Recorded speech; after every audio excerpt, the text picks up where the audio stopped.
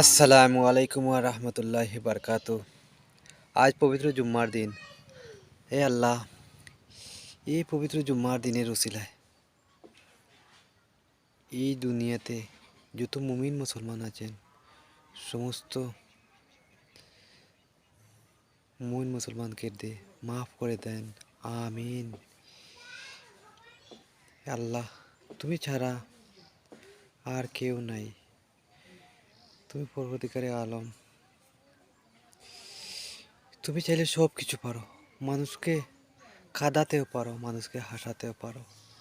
হে আল্লাহ, এই গুনার বোঝা নিয়ে আমরা আমাদেরকে তোমার দরবারে আমরা তোমার দরবারে হাত বাড়ালাম, হাত ফিরিয়ে দিয়ে না, মাফ করে দাও, আমিন।